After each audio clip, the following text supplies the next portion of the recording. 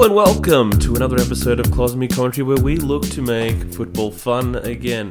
In episode 21 today, we took a peek at the Italian and German leagues before going into all things EPL, which included Tottenham, Arsenal, Watford's new manager, Everton's new manager, the old boys club. Is the title race over? Before we went at the end to the Manchester derby and deteriorated into a conversation about what United is missing and how are they beating these good teams but not doing the job against everyone else. So, please sit back, relax, and enjoy the show.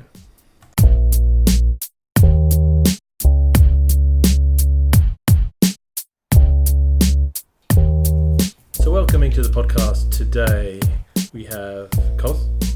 Hello. Back at it, and Ozzie, back at it 2 weeks in a row. Wasn't expecting this. Oz, welcome to the show again. Hey guys, it's good to be back. Ozzie's just disappointed that he had to hear his own voice on the podcast this week. No one likes to hear their own voice. You'll get used to it, don't worry. It's just, I think... It grew on me. Yeah, it grew. You don't mind. You cringe at first and then you're like, oh, I'm not too bad. Yeah, you get the feel for it. So this week, I thought we'd start off with a few headline stories because obviously the Premier League action, there's plenty going on there. But before we go into the Premier League, Kos, you missed an opportunity last week to speak about the Serie A, the title race. What's going on there? Well, what's going on? It looks very unusual, isn't it? Juventus is second on the ladder. Well, last week... That's very unusual. What the f***? What? I mean, what the... Extremely unusual. Sorry, bleep that. I apologise. Why are they second? Yeah, they're second. Inter's doing the job on us at the moment. And Napoli's very, very unusual. A lot of unrest there. Well, Napoli's just done. No, they're done. They're done. Napoli's a bit like... They're 9 games without a win. In all competitions, that is. And there's a lot of unrest between the president, the coach, and the players. And there's a division within the players too, isn't there? There is a division within the players. Two camps? Well, there's 2 camps, but the coach is kind of, from what I've seen, sort of sitting on the fence about it as well. He's not... Because... So there's 3 camps. There's kind of 3 camps. In Italy, it's an old tradition that when a team loses a game, they should win, or loses a couple of games. The players are sent in retiro, which means you cannot go home to your wives and your families. You have to sleep in the hotel with your teammates. It's like a camp. Apparently, it's weird. I'm telling you. Apparently, sounds like a cult. Yeah, it's kind of like. Apparently, you start playing better when you. It's like to bring you closer together. When you spoon your other teammates. What are you talking about? No, I assume they all get their own beds. Yeah, I hope so. I'm just trying to be funny, y'all. Come on. Okay. I hope so. Okay, that's the idea behind it. But it's so old school that the players now, they're just not buying it, and rightly so. Especially the foreigners, I think. Maybe that's why Ronaldo's form's gone down a bit, because he's spooning with bloody... Well, you haven't done it yet, because this season they've actually been winning. With Dybala and Sarri together. I don't know, actually.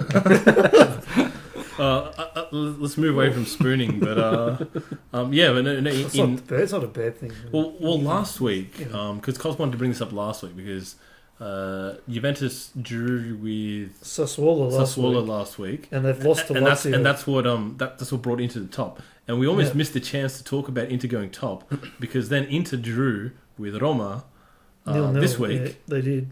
But Juventus could not capitalise. They lost to Lazio. Wait, so how many points are they behind? They're 2 points behind. Yeah. Okay. Well, you know what the funny thing was? Extremely unusual. When I saw the Lazio highlights, I just did one of those things where you scan read it. I scan read the title, and I just thought Juventus. I'm like, oh, okay, I'll check out Juventus' 3 goals. Because it said 3-1. Obviously, it was to the away team because it was like 1-3. No, Lazio was okay, my bad. Yeah, it was the other way around. Yeah. So it was 3-1. See, I still don't know what the title reads is now. So I'm thinking, oh, okay, Juventus won 3-1. That's how much I expect Juventus to win that league. I just saw that, and when I saw them hit it on the counter with the second goal, I'm like, what the hell's going on? And that's when you realised Lazio yeah, I'm like, no, but it still took me seeing them cop the 3rd goal to realise I read the title wrong. Because I'm going, what is going on? Well, it's worth noting as makes well no sense. that Lazio is only 3 points behind Juventus now. They're in third. They They're are. actually They've got technically in the title race. They are in the title race. They've got the best attack and the second best defence in the league. That's 7 in a row for them. They're 7. So they've improved. Doing a Leicester. They've improved as the season from when the season started. So I think they'll give it a shake, definitely. Yeah. So there is a genuine title race in Serie A this season, which is good. Because it's been Juventus pretty much for the last 8 years, and there was only one genuine title race probably in the last 6 years, where Napoli pushed us all the way in one. That was under Sarri as well. That was under Sarri as well. So Sarri loves these title races. But yeah, there needs to be a change at the top. Really, Juventus can't keep winning the league. It's bad for me to speculate, but just from watching the highlights, I thought Juventus's they were just unorganised. I saw tons of 3-on-1s with Szczesny was the only one that was defending. I reckon he made 20 saves that day. Well, they could have copped like 15 goals. Especially after Quadrado got sent off. Reminds me of futsal days as well. They sometimes... Carl. Oh, yeah, Carl. Yeah, keep going. But apparently after Quadrado got sent off, they still pushed for the win for some reason. I don't know why. And they actually looked pretty good after... Juve? Yeah, with 10 men, they were looking alright. But Lazio's counter-attack is so good. And that the Juventus were exposed. Yeah, they're like the Serie A's Leicester. I've got to say, Stensner kept them in the game. He was superb. He saved double save penalty. Saved the penalty and saved a lot of other shit. We should have lost 5-1 or something. Yeah. He played well, but in the end. With the red card though, that one was interesting. That was the penalty, wasn't it? No. With Quadrado. Quadrado. He's Colombian. Wasn't it a second yellow that? No. So it was a straight red. Oh. It was a swift Lazio counter attack, right. And he denied a goal scoring opportunity. But it was outside the box. I saw another defender there, but I didn't think it was a 1-on-1. But it could have been because they were behind the other two defenders. That he was pretty clear. But, but that dude moved like a steam train. He wasn't. Did he have enough pace to? Well, that's the debate. I mean, the ref looked at it. VAR came into play. The ref looked at it. He originally gave the yellow card and then changed it to a red after he saw what VAR showed him. So, well, this is what I got out of it. I don't know if it's right, but when he copped the yellow card, it looked like he was asking the referee to check VAR to go, oh, that wasn't a yellow. It was just a foul. And then he checks it. He's like, oh yeah, no, you're right. It's a red. Get there. Get out of here. No, I think is that what happened? I think so because the Lazio players. You can't check for yellow cards. You can only check for reds. So the only thing that was going to happen was to get a red card. To rescind the yellow card. No, he can't rescind the yellow card with VAR. Well, then that's a bad. Oh well, it's bad. Well, then he put 2 bananas in his own tailpipe. Banana and a potato. So the title race is well and truly alive in that one, but. The most interesting league, apart from the Premier, I mean, arguably it's sort of on the same level of the Premier League, to be honest. What is it? The German League. I mean, it just keeps on coming. German League. Obviously, we don't want to spend too much time. It cannot possibly be at the same level as the Premier League. Well, in terms of interest, yes. But I say this because purely from the... It's a good league. I'm not saying it's entertainment perspective. No. Purely because the title race has like 7 teams in it. Yeah, it's ridiculous. There's 7 teams that could win. Bayern is 7th. What? In those 7 teams. What? They're 7th? Yeah. Got your attention now, didn't you? Yeah, they're 7th. So Bayern is in 7th. Okay, so Bayern... They're first? Yeah, Bayern lost to Mönchengladbach. The Munchies, yeah. They got munched. So Bayern actually had a chance to overtake... Or, no, they'd be just behind Mönchengladbach if they had won. When you get munched, you got no chance. Well, they scored first, Bayern, and then Mönchengladbach came back and then scored a last minute. I think it was a last minute penalty. They got hungry. Yeah, well, they're now in a 2-horse race with That's Leipzig. what I do for the German league. They've got a 5-point gap to the other 5 teams, which include Dortmund on 26, Schalke on 25, Freiburg on 25 as well, Leverkusen also on 25, and Bayern Munich at the bottom of that pile. 24. Some evidence that the Bundesliga is pretty amazing because Bayern do dominate against top English teams and top European sides altogether, and they're 7th right season. now. Sorry, it was only a year ago. But yeah, no, exactly. I think that's a great point because you can look at You say a league is competitive, a league is strong, blah, blah, blah, all that stuff, right? But if they're not competing on the European stage, it doesn't count for anything. I mean, look at all the titles that Celtic and Rangers have. Doesn't matter because in Europe, it doesn't compare. Whereas in Germany, you've got Bayern Munich, top of their group in the Champions League. Dortmund on the cusp of getting knocked out. The cusp, but they probably should go It depends. No, well, if Inter wins, then if Inter wins, but they're playing Barcelona, so but Barcelona, they're at home, and Barcelona's already through. So they're going to rest players. Yeah, well, they always do. They're through and top of the group. The Italian in me is hoping they rest Suarez, Messi, and Griezmann, and just rest everyone. All they need to do is rest Suarez and Messi. I want Dortmund to get through just so Abdul gets upset. That's true. Yeah, Abdul's prediction. Well, anyway. But semi-finals.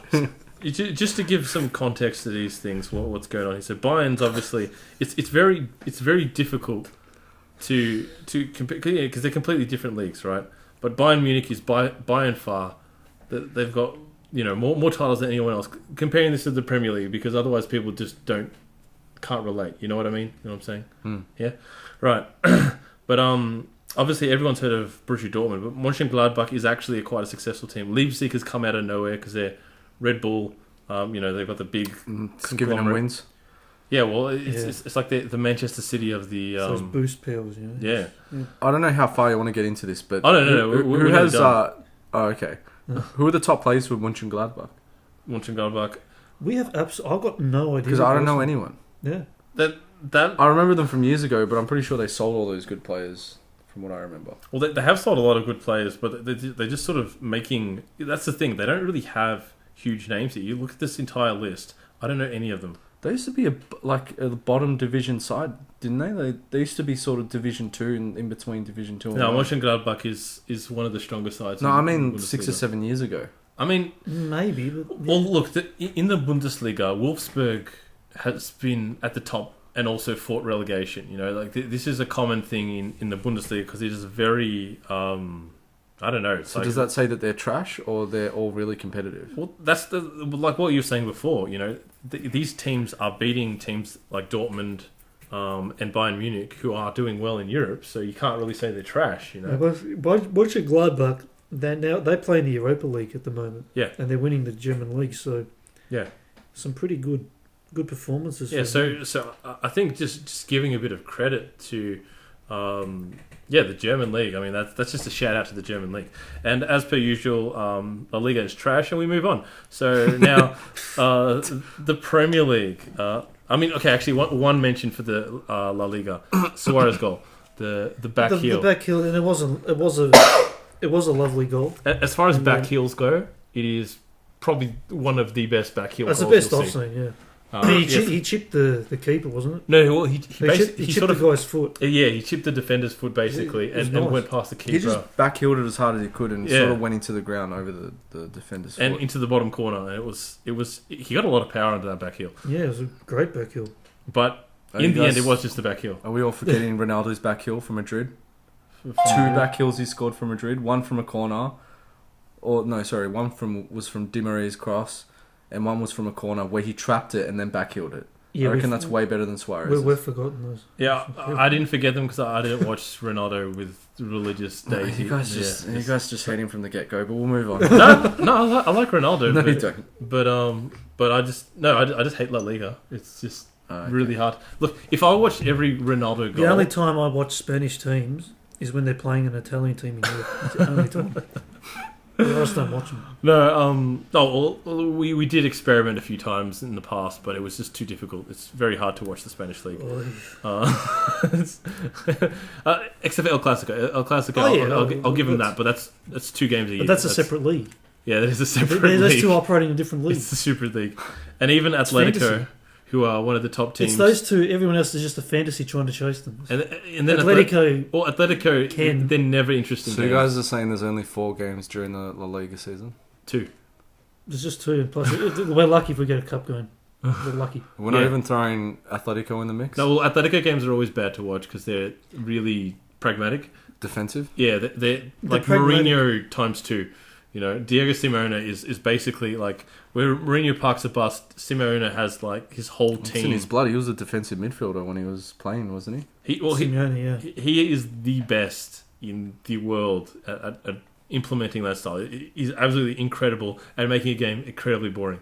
But but Mourinho should be at the top of that pendulum. I don't know. Mourinho's just the better known because he's been everywhere. But you guys haven't Simone's seen better. the Monaco versus Porto Champions League final? I I actually painted a wall that day and watched it instead of No, yeah. one of the most remember that boring. game, yeah. I think there were 3 shots throughout the whole game. I didn't watch it, but yeah.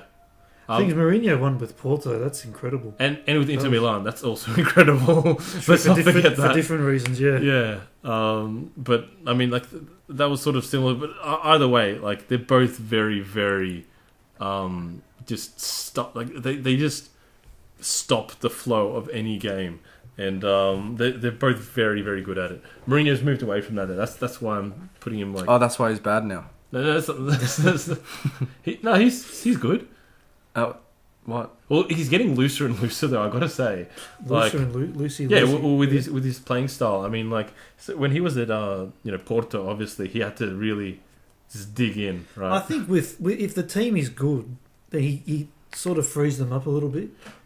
Whereas Right, like with Manchester United, for example, when he said they didn't have a great team, and he got them to second, and that was his best achievement. Yeah, He kind of played them in a very sort of pragmatic way, sort of defensive, boring. but kind of thing. he let him go a bit. He let him go No, at times he did against the compared to previous teams. Yeah, that's what I'm saying. But against the better teams, he shut them down. He shut the game down. But what do you think is think- good in terms of coaching? Should you let players have that kind of freedom to do whatever they want, or just should they implement their own philosophy and make them follow a No, certain it depends. way of What playing? players you've got. So like if you've got the team for it, then like Mourinho was talking about how for certain teams like Real Madrid, Inter Milan, and Porto, they had, like he said, Porto was the best team for whatever playing style he had then. Inter Milan was the best at whatever he was doing then, and Real Madrid had the best whatever he did for them. Like obviously Real Madrid was a lot more fluid, but at the same time they're still got those chains on them because it's Mourinho. But yeah, like it seems like even like Chelsea first time round, very he adapted his style to his team. and then the second time he was at Chelsea, they were a lot more loose. United again, bit loose. Now Tottenham is the loosest I've ever seen Mourinho ever. This just It must mean he's got a lot of confidence in that team. That's all I can say. either that or he hasn't had the time to change them yet, so he hasn't had a He's chance. completely cooked and he doesn't know what to do. Hey, 5-0. And speaking of which, we'll use that to go into the Premier League. Tottenham, they beat Burnley 5-0. The first clean sheet they've had. They've conceded twice in every game Under Mourinho. previously. They also lost to United. Well, that's the thing. They beat everyone except for United in those games where they conceded twice. Then Mourinho said, "Okay, we've had our run, guys. We've got to stop." Or maybe it was because they were playing Burnley, but yeah, they beat Burnley 5-0. And the third goal, Son Heung-min, another great goal for different reasons to the back heel. It was basically he was 5 meters outside his own box where he picked up the ball. Yeah, Burnley had a free kick which they took about 3 minutes to take. They just really took their time. They were trying you got to get it right. to kill the game. Yeah, they got it right. And And then they can. Well, they were set up. They killed it. They weren't set up too badly, I have to say. literally. When Son got the ball, there were 4 Burnley players that were sort of out of the picture, like the Floating around. strikers, and that's normal, right? Like so, he's still got 6 plays to get past. Well, he got past them all. And all of them seem to think that one of the other ones Was would going to stop tackle him. Yeah. And well, if you're taking 3 minutes to take a free kick, then maybe you're going to take a little bit longer to stop Son's run, don't you? yeah, and he's just gone, you know what, there's space here. I'm going to run into it, see what happens. They're probably thinking about the best way to stop him, and by the time they thought about it, he was gone. Like, wait a second. Wait, we can't. No, come back. And by that stage, he'd just gone past. And it was sort of when he got to the halfway point of the pitch that Burnley figured, oh, wait, we've got to stop this guy. But it was too late. It was too late by It was then. already too late by the time he got there. Well, it happened very quickly. Well, Son is very quick. And he had control the whole way through. But it was a bit like FIFA when you go into semi-pro mode where you're running past defenders. That is a bit unfair on Son because he did incredibly well, used his pace well. He picked the spots really well, and just he just kept going. He couldn't stop the guy. And that's the thing; it happened so quickly. By the time he got there, by the time he got to the halfway line, it was over. So. But yeah, Tottenham fans cheering once again, but jumping to the other side of North London, Arsenal just not having fun. Although this morning, finally, a win for the caretaker. Yeah, Ljungberg, he did well. We're waiting for the bounce. It was sort of... Usually when the caretaker comes in, there's a bounce. You know, the team comes back, especially against sort of weaker opposition. Yeah, but this didn't happen with Arsenal. Sort of was more of a thud, a splat. It's like a tennis ball that's broken in a spot. And it bounces on the spot that's broken. It doesn't quite get up. Yeah. Well, today it bounced on the other one. It found the good side today. They were 1-0 down at half time. Yeah. And it looked like... it was a shocking game. It was a terrible game. And it looked like it was going to get worse for Arsenal. The Arsenal game was a shocking game. Against West Ham. Oh. Yeah. Well, I guess I never watch a whole game anymore. Just watching highlights. This is a great game. Did you assume that West Ham scored 3 goals in this one? No. Yeah. Well, I still think Arsenal should be a winning team, so I read it the way I thought I should be. Just like the Juventus game. Yeah. Well, Arsenal was the away team this time, but it looked so bad, and it looked like it was going to be another loss. But then West Ham just... I don't know. That's now 1 win in 10 for West Ham. Yeah, look, that win was Chelsea away, by the way. 1 win in 10? Yeah, 1 win in 10. Pellegrini's in trouble here. He's next in the firing line. Yeah. Actually, since our last episode, a couple managers got sacked. Marco Silva. Yep. And... No. Chike already got sacked by that point, but they got the new manager in now. They brought in... I have no idea who he is. Nigel Pearson. Oh. Do you remember Nigel Pearson? He was at Leicester, wasn't he? He was at Leicester in the season before they won. He was the one that saved them. That saved them. He's also the one that got them to 20th at Christmas. Wait, so got them out of it. Leicester won the league, avoided relegation, and then... No. So they avoided relegation. So Leicester got into the Premier League, were 20th at Christmas, then they survived. They won their last 8 games or something stupid. They won their last 8 games. I don't know, something or ridiculous, close to, or like 7 of their last 8, or and they won a lot. And of they games. survived. They survived, and then they just kept going in the next season.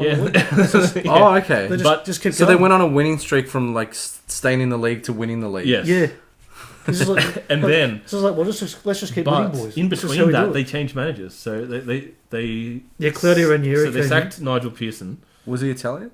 No, Pearson. No, Ranieri. No, I think Ranieri. Ranieri is Italian. Yeah, that sounded very Italian. Yeah, and they signed Ranieri. Obviously, it worked for them, but then next season it didn't work for them. Mike, see? Yeah, I remember that guy looking like Santa.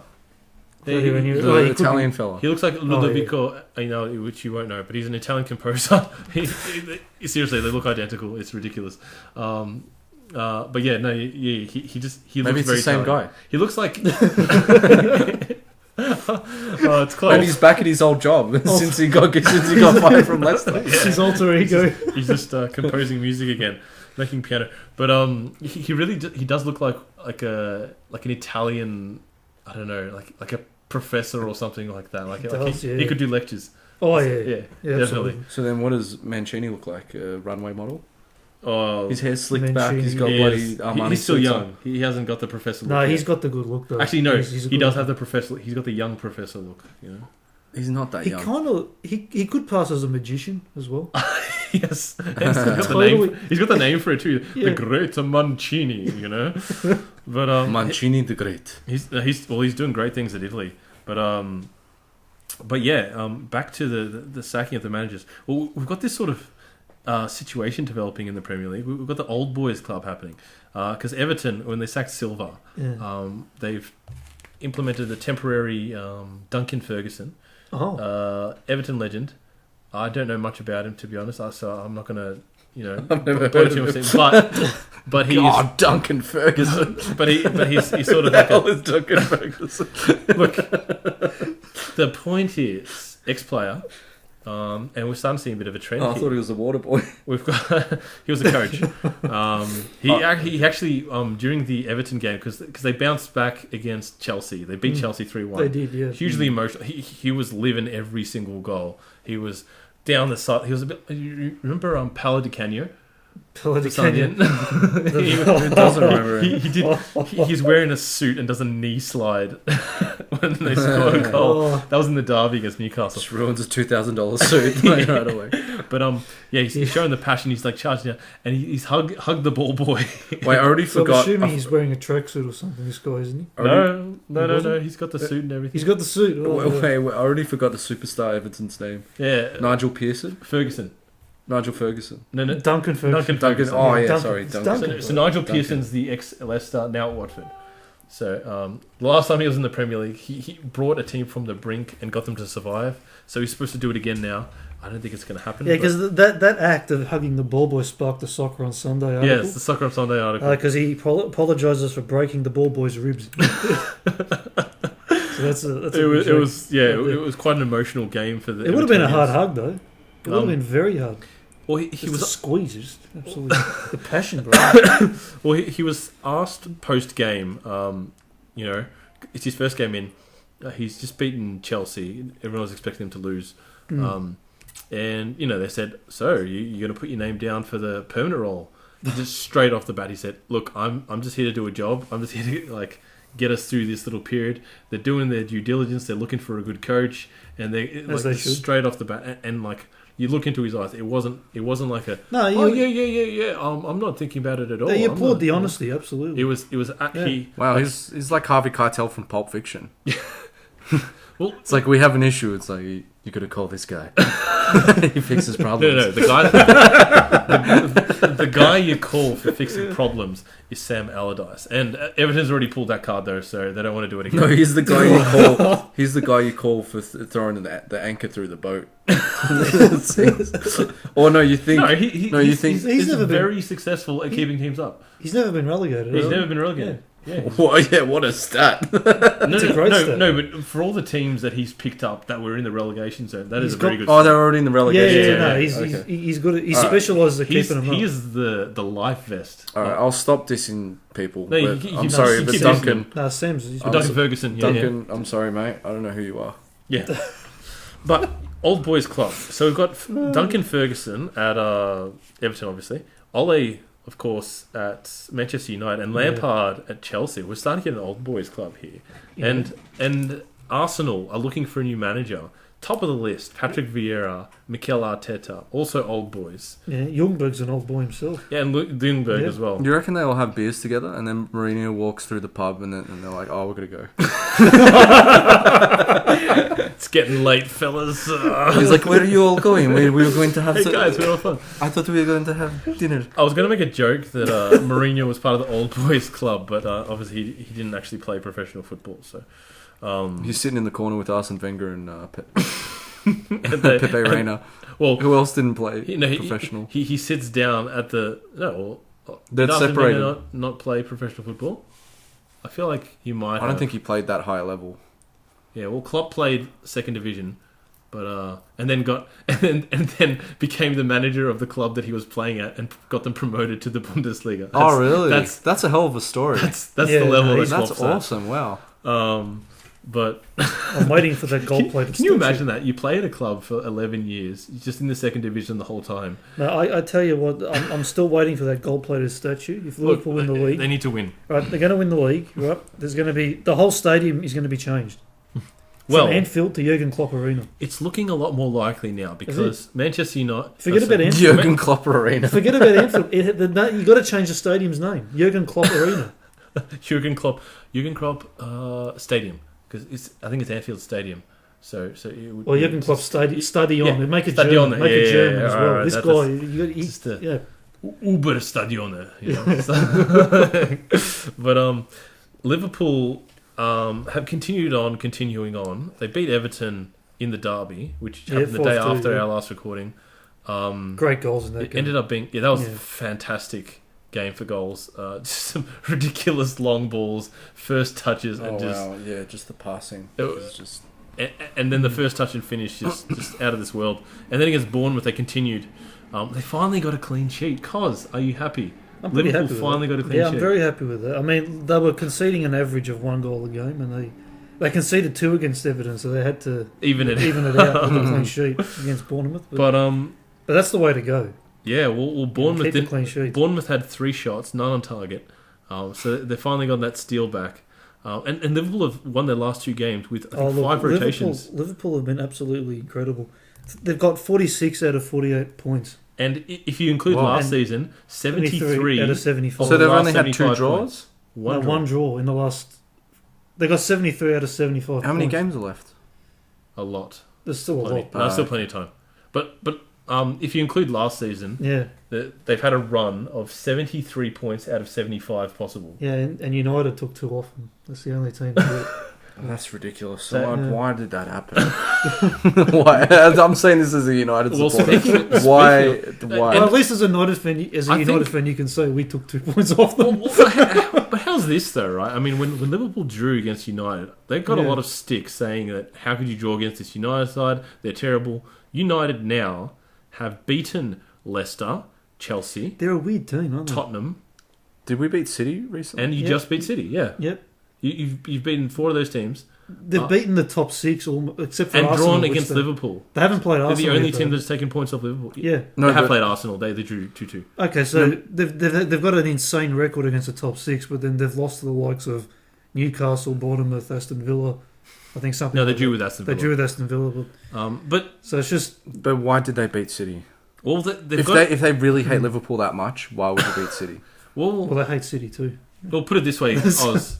It doesn't matter. Weirdly enough, I think they hate Liverpool more than City. They do. I agree Definitely, with that. 100%. Even though they're derby rivals, it's weirdly enough they don't. No, but I think I hated Liverpool for a long time. Where they are now, though, I think it's just more important that they keep trying to improve because they can't control what Liverpool does, really. Also, Ole is all about the old way, and the old way is to hate. Like, don't give us stuff about other teams. Just win your own games.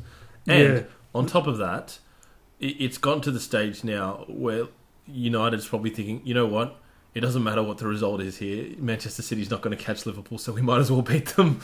I mean, well, now they're 14 points behind, which is... You'll take that as a United fan, though, surely. Even I will say Manchester City is not catching Liverpool this season. The United fans would have still enjoyed that result. Even I'm saying that. Man City. Wow, that's big. Yeah, it is big. No, I'm inclined to agree.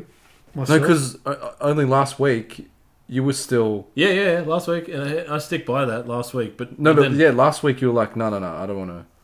I don't want to get ahead of myself. But this is too much. What's happened this week? That clean sheet can't set you off. Oh no, I'm not talking about Liverpool. Because Liverpool have just been beating everyone, right? They've been finding ways to beat everyone. They adapt to all the games. That's not really it. It's Manchester City. The thing is, if Manchester City was to win from here, first of all, Liverpool have to drop at least 14 points, which I'm starting to wonder if they're even going to do that. That's 14 points dropped if we assume that City wins every game. Well, that's what I'm saying. 14 points. How many games do you reckon they'd have to lose? Well, 14 points is you lose 5 games. 5 games. But they lost 1 game last season. Yeah, they only lost 1 game. All right, yeah. And so that's a wrap. But draws as well. The draws is what hurt them last season. But this season they're not getting draws anymore. They're turning those into wins. This is the main question I have for you. Who's in the midfield? Who orchestrates which way the ball goes? What in basically, who's in Gerrard's position when he slipped that season? Who traps the ball in that? They've got a different setup now. They got 2 players behind the main midfield. They're not falling for that again. That's actually I'm sorry. I was trying to be funny, but you're super serious. Actually, that's not true. They have 3 players behind that guy now. Really? No, because the way the Liverpool play now, right? They've got the 2 centre backs, obviously, the 2 full backs, which do most of the wing work. And basically, the 3 midfielders most days. That's the idea. They take on the wings. They're basically holding that position, you know. Whereas when Gerrard did that step, he was basically like the last man. Yeah, I mean, I found that really weird. I remember looking back at that. I'm going, why is there no one behind him? Well, back then, I won't go too far into this, but Gerrard was playing deeper, and he'd sometimes slip in and basically become like Wait, a playmaking. Is that a play on words? Slip in? Yeah, that just happened. But good catch. It was a good moment there. But for so Gerard would be playing this deep playmaking role, right? Yeah. And sometimes he would be basically like this third centre back, which would like create the play. Yeah. And that's where he was when the unfortunate stuff happened. You know what's funny? I'm giving you guys crap about this constantly, and I'm laughing all the time. But you've won the Champions League, and you're winning the league this season, dominating, haven't lost a game, could be an untouchable like Arsenal this season, potentially. Even better. And I'm still talking crap about Gerrard. It's just ridiculous. I don't know why you have me on here. You got to do it while you can. I mean, this is possibly the last season that people can do that. Yeah, that's a good point, actually. Thinking about that Arsenal team, the Invincibles. I think they got like 11 draws in that season. Yeah, they needed, dude, the amount of luck they needed. I remember watching that and they season. did terribly in other competitions. There were games where they should have lost, and it was incredible luck. It was almost like God struck dudes with lightning. I remember one against United. Yeah, well, I remember one game, Cudicini slipped it through his legs. Like Chelsea should have won that game, and I can't remember who took the shot. It was like Henri or Lundberg or whatever. The worst shot you'll ever see in your life. Tried picking it up, just slipped straight through his... No, it was Henri. Henri took the shot, slipped straight through his legs, and I'm just like, yeah, well, you definitely need that kind of luck for an undefeated season. Because I'm pretty sure they got destroyed in the Champions League that year. They played the final, didn't they, against Barca? Or was that a different season? They made... 2006, I'm not sure. They did make the final in... No, so that was a different season, sorry. That was 2006, 2007, wasn't it? I think or maybe 2007, 2008. I think it was 5... Well, no, because 5-6 was Milan win. No, hold on. Yeah. No, it was 5-6. They played against Barcelona in the final. Because 6-7 was, I think, Liverpool rematch with Milan. Yeah. Because, the one before Arsenal was Istanbul, wasn't it? The so Arsenal was in between Istanbul and the rematch of Istanbul. Yeah. So, either way, they lost that, and they've sort of been... But they were an incredible team, and they needed a ridiculous amount of luck. So if you guys can get a sliver of luck, you could probably have an under. Well, we're not even halfway through the season, so in terms of undefeated, it's and also they're just a very good team. Yeah. Like they can win in many different ways. But I don't believe what people have been saying, that I don't see how someone can beat Liverpool. It's like, look, very easily. Very easily. Well, they've been getting over the line, kind of. Well, not so much beat them, make them drop points. Yeah, that's all it takes. Yeah, well, to beat them will be very difficult. That's what I'm. You've got to be a good team, and also things got to go. You got to be set up really well. And what does Adrian look like? Gangly, and but not as gangly as Calat's. Is there a way you could? Is there a way you could go in incognito and look like Adrian? Like, could you put on a little wig? Well, in some games, yes, because he doesn't have to do much. Like the Bournemouth game, there were no shots on target. Okay. But what's your plan? I'm just saying, if you want to beat Liverpool, you get Carrius back somehow. You get him involved with Liverpool. I don't know what I'm talking about. I'll let you move on now. All right. So yeah, Liverpool's flying high. Manchester City. All this time, I was trying to talk about the derby. Manchester City against Manchester United. Manchester United won. No one was expecting that. I wasn't expecting that. But I wasn't expecting that. I knew it was that another one where you looked at the score and just... Yeah, actually happened with that one too. I was like, oh yeah, cool. So, yeah, City won 2-1. Why did Rashford score twice? Dramas. What's going on? I'm like, was the penalty called back or something? Or? Yeah. I was waiting for VAR to kick in, and I'm like, wait, do they intervene 10 minutes later? What's going on? Wait, did we actually win? Yeah, but Manchester United played away from home. They scored twice in the first half. Once was a Rashford penalty, another was a Martial goal from outside the box at Edison's near post, but it was... Shouldn't have been a goal. Really bad goalkeeping, in my opinion. You think so? Yeah, I mean, that's the difference between world-class goalkeepers and the good goalkeepers, but not the ones at that high-class level, at that world-class level. Because a lot of the times you'll see Manuel Neuer, for example, or Buffon, they'll make these saves and you go, oh, that was a nice save, but it's routine. And then you see these goalkeepers fumble it with popcorn fingers through the near post. And... Well, it's a trait in goalkeepers that's undervalued because people don't really, they'll notice when a keeper makes a great save. Yeah, it's always going to happen. But when they're in a good position and they don't need to make a great save because they're in the right position, no one notices that.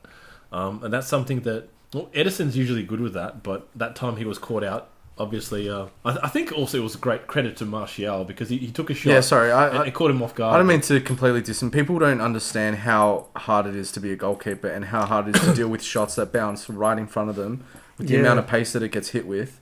It's hard enough to try and save that. So it's relative because he's a good keeper and you sort of hold him to a high standard, and at that standard you expect him to be in position for that. That's what you're saying, right? Like at that level. Yeah.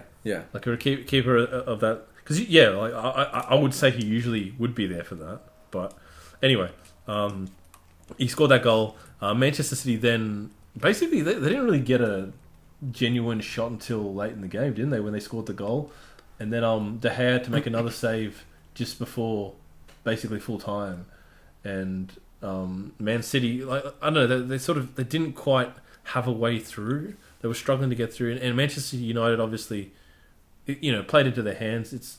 They've got this great record against the top 6 or 7 now. So the 6 of the top 7, and that's unmatched by any other team really. But this game was unexpected. I mean, like I said, I thought they'd give them trouble, but away from home, maybe they're match fixing. Maybe United's really good, and they're beating the top teams, and Sir Alex is just winking in the corner to Ole, like he's in complete control in the background. He's like, we'll just get Ole as the front man, and then when they play City, he just goes, "All right, we're gonna beat this team," and he winks at him, and it's like, "All right, we'll just put $2 million on this." The wink is the sign that they're gonna. This is the one to win. Yeah, because interestingly enough, if you look at the previous fixtures, it doesn't look too good for Manchester United because obviously they beat Man City, they beat Tottenham, so that's 2 really big wins. But then before that, they drew with Aston Villa at home.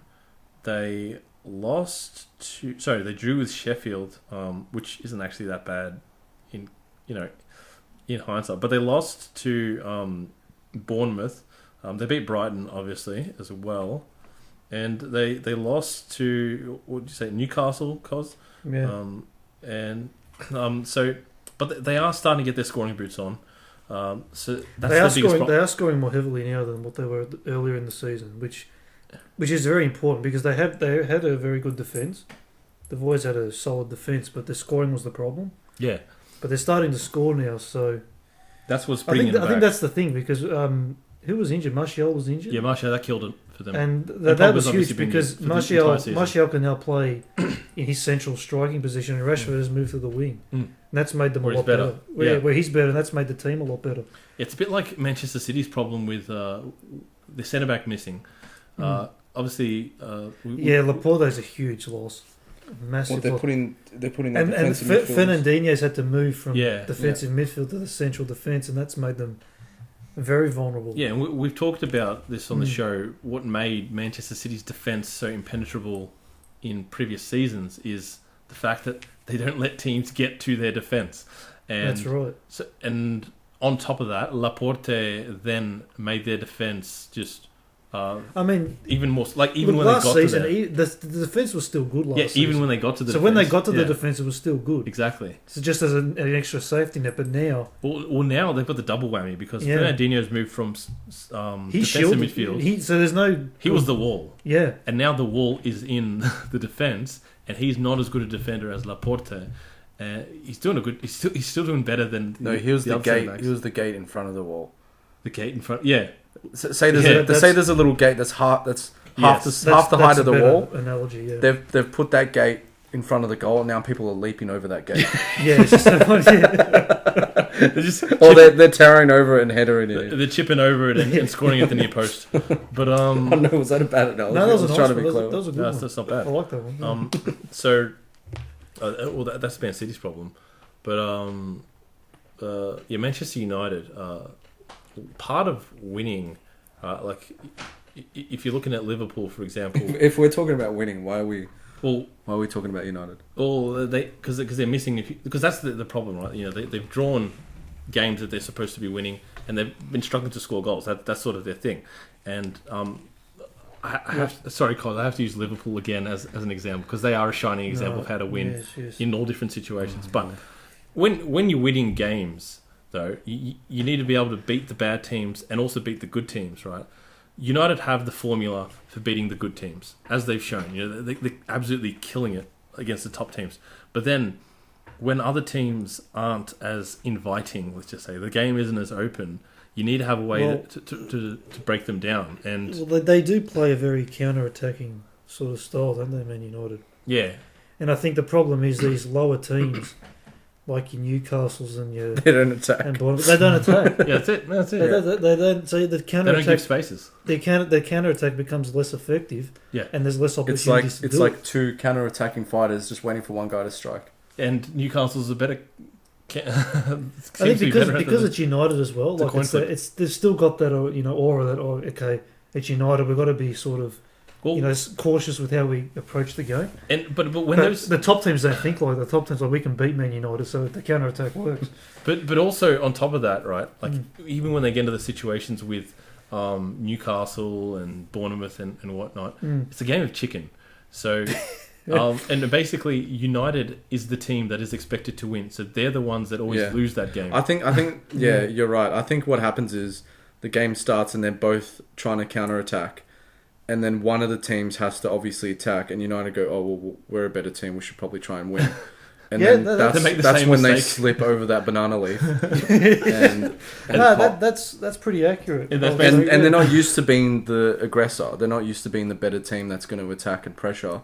So as soon as they try and take that role, they get either that or they're not good at it as of yet. I think they're just the trash team. Well, no, I think they have gotten better. But the funny thing about that is a few seasons back under Mourinho, they were flat track bullies. They would annihilate all the terrible teams, but then against the good teams, they would just be outmatched completely. Like with Lukaku, he is a flat track bully and a half. Like he is a guy.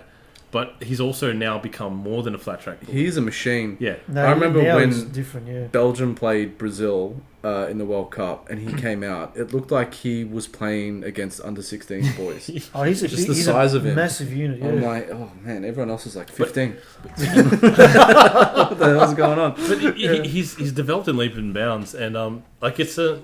Look, but I mean, Ole... The way he plays his team, it wouldn't probably have worked with him, but Mourinho's style probably suited him better. But having Lukaku and Pogba, they were like the battering rams of the team, and they would just when teams just shut up shop, they would come in and just their physicality would come in and blow teams away. But obviously, it didn't help him against the stronger teams. So now they've got that. They're going to find that balance. They've got to find they've got to have battering rams in the team. But also, the ability... Pogba has been injured. Yeah. Well. He's fully fit. So he'll help them a lot. So he should come back into the lineup. But the thing is, like, McTominay's been very good in that central defensive role. But he's not a... defensive midfielder. Yeah, exactly. But he's not going to break down. And Fred played well, against... Yeah, I heard Fred played out of this world. So I don't rate him. If those two start playing well in that position, where do you put Pogba? You haven't seen Fred play, have you? Yeah, I've seen him. Well, you don't like it? No. We'll see what happens because he's only really starting to show glimpses of all the talent that he allegedly had from the first part from when they came through. But I think that will move us on to the last team that I wanted to really talk about, and that is Liverpool. No, of course not. The high-flying Leicester. Yeah, they're winning. Oh, Leicester. They're coming for you, mate. they have relentless. 8 points. Rodgers is on a mission. But more importantly, actually... Rodgers will not let Liverpool win the league. When he managed them, he told them just to fly through Chelsea. It didn't work.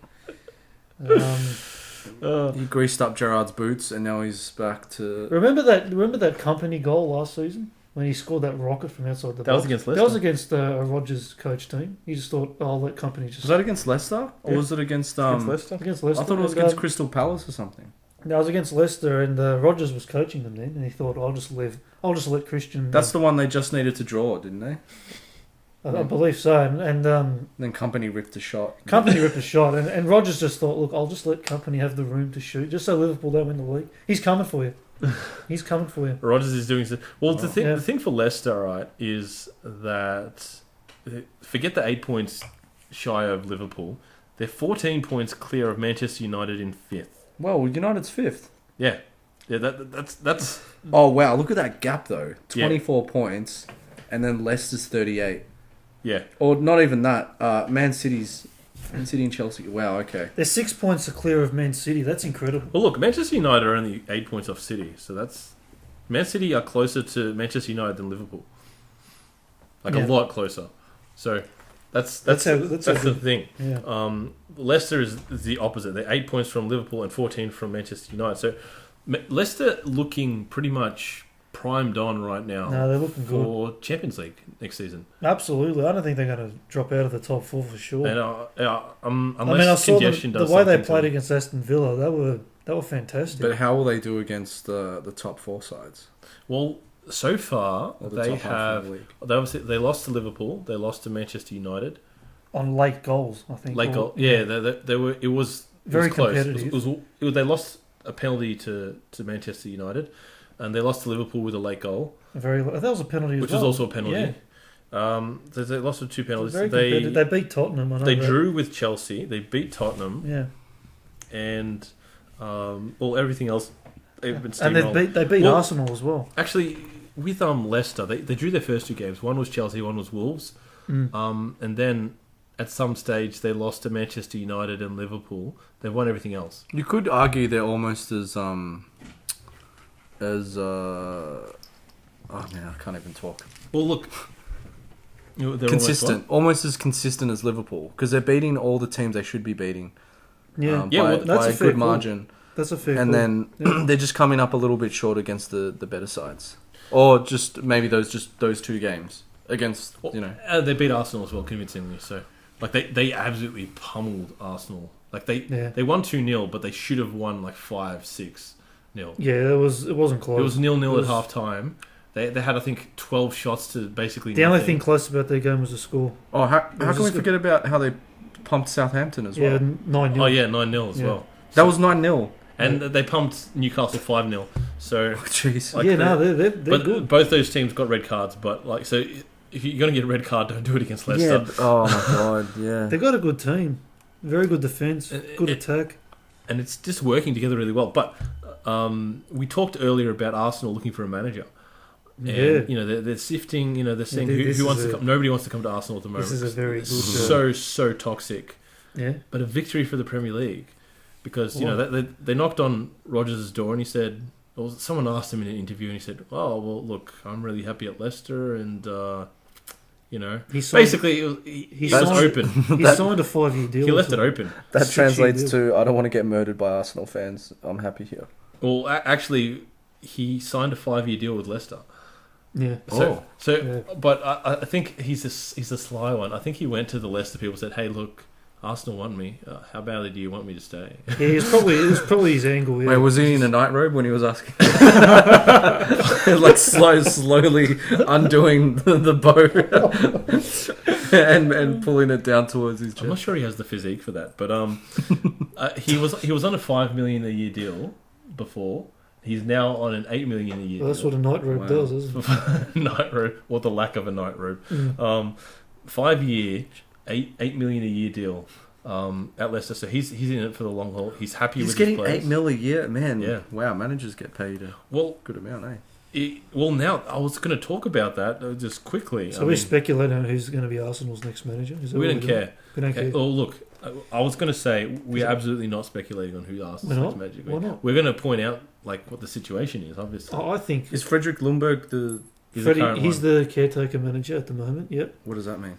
He's just caretaking until the end of the season or something. Does he not want to be until they find a permanent placement? Is he keen on being the full-on manager? I don't think anyone's keen on him being the full-on manager. Yeah, so. Is he keen? He drew the first game, lost the second against Brighton, and then he's killing scraped his way through against West Ham in this one. That was 3-0. That's a scrape. 3-1. No, They were down 1-0, and they scored 3 goals in 9 minutes. 9 minutes, I think it was. So, and they some nice goals, but Pepe's goals. I don't think It tactics was had just much to do Pepe with and it. Aubameyang linking up. The rest of the team. He sort of just threw the players together and hoped that they could come up with something. There's really nothing going on there, and the fans, whoever the next manager is, the reason why I don't want to speculate, cause Because he wants to warm up and get on. well, whoever the next manager of Arsenal is yeah. not going to be there for very long. So I don't particularly care who's going to be. Oh, okay. I reckon Troops. I think Kovac. Troops. Yeah. Uh, Arsenal Fan TV. They are the de facto managers. I reckon. No matter what the manager does. Go on, son. AFTV. No. Son's at Tottenham, man. He's not going to Arsenal. Oh. Pochettino could go to Arsenal. Pochettino. Oh, I should get Pochettino. He wouldn't. He might go there, but he shouldn't. Could be Rafa Benitez. Why shouldn't? Benitez has also said no. He's not going. He's not going. Yeah, he's. No. Where's categorically Benitez? said- He's in China. Allegri. Is he going there? Um, Allegri could go there. Allegri could go. Yeah, Allegri. Ancelotti could get the sack any time. Allegri's apparently getting English lessons, and Is he? But he said he's. I don't think he's looking at the Arsenal. He's not getting anything until next year. So if they want Allegri, they have to wait.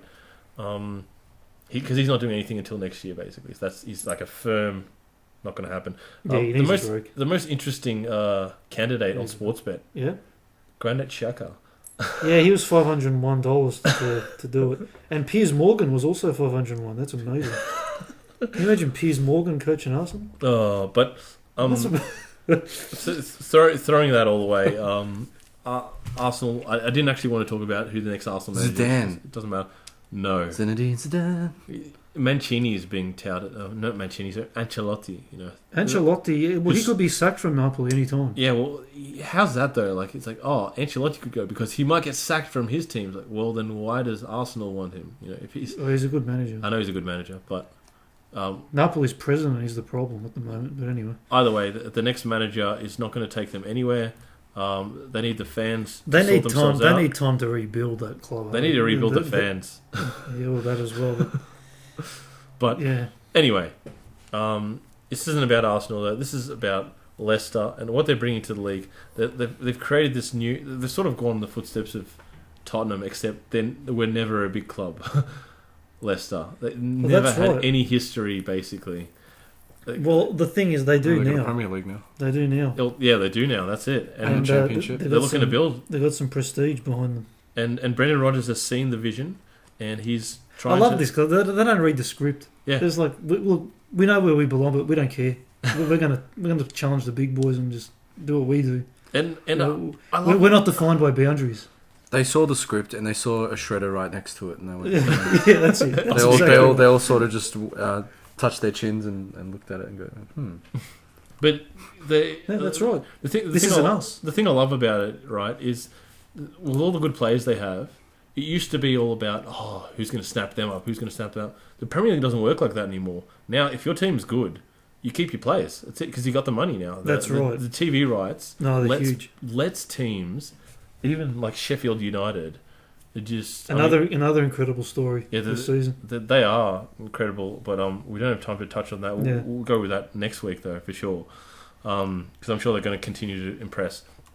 But teams don't have to sell anymore, like Southampton back in the day when they did good. You know, they got to 6th place or whatever 6th or 7th. They were pushing, yeah. And then they had to sell all their good players. You know, most of them went to Liverpool, and. That's sort of just their business model, you know. They get these. They got good managers too. They had Poch there, Pochettino there, and they had the Koeman.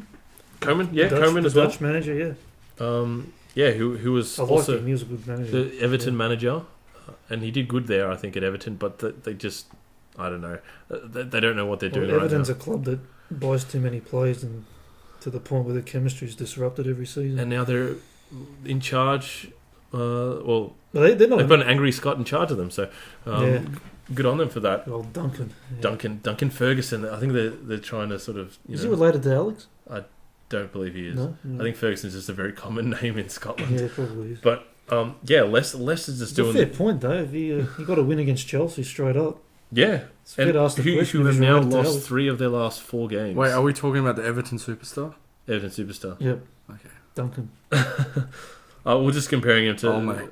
Brendan Rodgers, but just the fact that he said no to Arsenal, it's just beautiful. He didn't say no to Arsenal. He said no to Arsenal. He said Arsenal said, who is Duncan? I'm talking about Brendan Rodgers here. Oh, my bad. Okay. no, not Everton legend Graham Duncan. Maybe that did happen too, though. But Brendan Rodgers said no to Arsenal, which is a great thing. Fantastic for the league, just for football, really. And now, like, you can really look at the Premier League and say, if you have the right setup, if you have the right ambitions, if you have the right team spirit, fan spirit, bring it all together, you can really push up and really go with the best. And well, that's good to see that he's not money driven, because going to Arsenal is him going backwards. I think 8 million a year is decent money. But no, I'm saying if they were offering him more money. Arsenal, I don't think they could afford to offer him more money, to be honest. Oh, well, then Arsenal. it's a lose-lose situation for him then. He's not getting paid more, and he's got so much momentum now with Leicester. Why would you want to leave with the team that you've built? I agree with that, 100%. You've built up, you've got all these defenders working together really well. He hasn't even been there a whole season yet. Well, I don't know how he got even... Probably the only consideration you'd have is that Arsenal probably have more buying power in the transfer market. That's the only reason. But other than that, you wouldn't leave Leicester. The project at Leicester is amazing. Yeah, and players are coming now. It used to be that you need to have the logo, the club, to get the best players to come in. It's like, Arsenal, Manchester United, Liverpool, to a lesser extent. But, people would see the club name and say, I want to play for that club, that famous club, right? Leicester, no one's going to look at that and go, I remember the greats of Leicester. They do now, but it doesn't matter anymore because the Premier League has suddenly become. It's an easy sell to play for Leicester. You just ask them, do you believe in miracles? But even if a team doesn't have Champions League, that's the question. Do you believe in miracles?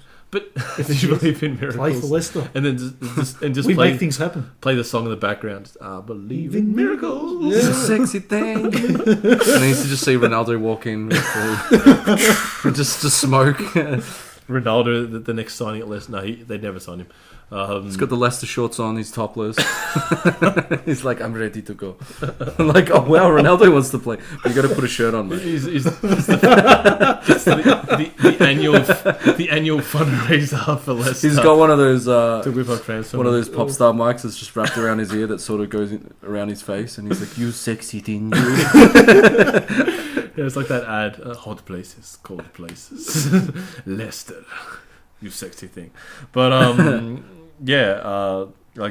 it's no longer you don't even need the Champions League football, so because it used to be I want to play in the Champions League, blah blah blah. The Premier League has become so strong right now that some players are happy to just play in the Premier League and hope that their team can one day go into the Champions League. Like it's that competitive at that higher level, and even so much prestige in there. Even the second division in England, there's a lot of international players that play for teams. That's right. Yeah, the Championship is a very competitive and entertaining league to watch. Actually, you get a lot of Danes and Northern Irishmen, and well, I remember the 2006 World Cup. I know that was a while ago, but Trinidad and Tobago, they had 3 or 4 players playing in the Championship.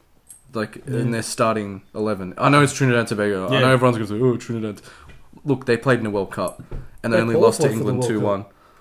So you aren't that. But no, point taken. They've got the Championship. Well, part of it is because teams and players look to the Championship and see there's potential here to be playing in the Premier League. It's like the backdoor entry into the Premier League. Instead of getting signed by a club in the Premier League, they actually go to the Championship. Well, you get more notice there by Premier League clubs as well. You're in the country, so.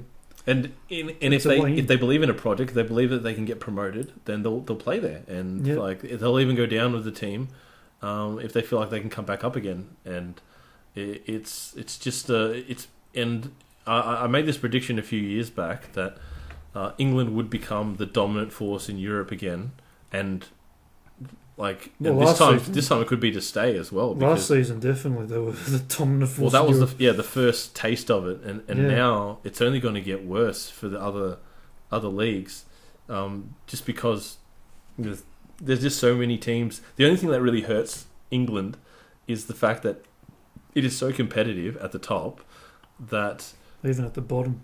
Yeah, and the bottom, and there's no easy games. Really. Yeah, there's no relaxing for these teams, so they need to have very deep squads to compete. I mean, that's pretty frustrating. There's 0 tune-up games for them. Yeah. Sometimes you need a game where you just thump a team just to build up your confidence, but every week it's like, you just facepalm and go, oh god, we're playing these guys. Yeah. Like every week is just a headache. It's like, oh great, we're playing Southampton.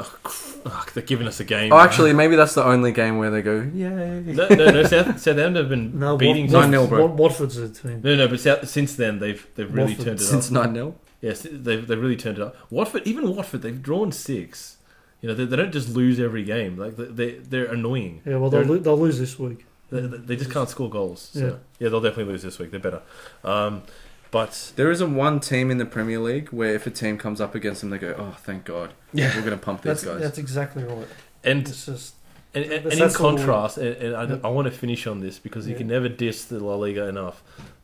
In contrast to La Liga, where basically at least half the games in a season, Barcelona, Real Madrid have the option of either resting their players or taking them off at half time to get them ready for Champions League games. Wasn't there one game you told me about? I think Atletico Madrid played Huesca or something like Huesca, like rock bottom, and Atletico rested like at least half of their first team, and they still won like 3-0. Yeah, or something ridiculous. That's Atletico who don't score that much. Yeah,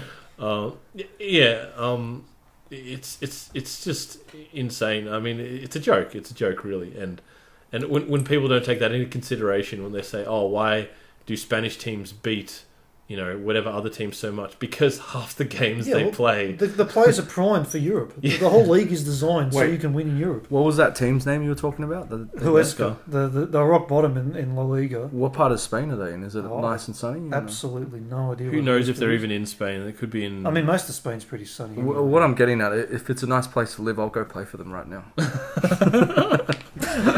Well, that's a fair. You can join. You can join the farmers. I don't know. I'm in a weird mood today. I'm just I'll stop talking. But I think that's a great place for a wrap. The games coming up. That's a fair point. We have the Champions League games. The 4th division in Italy. Just like I'd love to play for a really trash team in a nice area. That's a like a beautiful Spain, central, really. Like a nice coasty with a good conversion nice, warm rate. Summer breeze. Good like money conversion rate. Well, you'd be playing in the winter.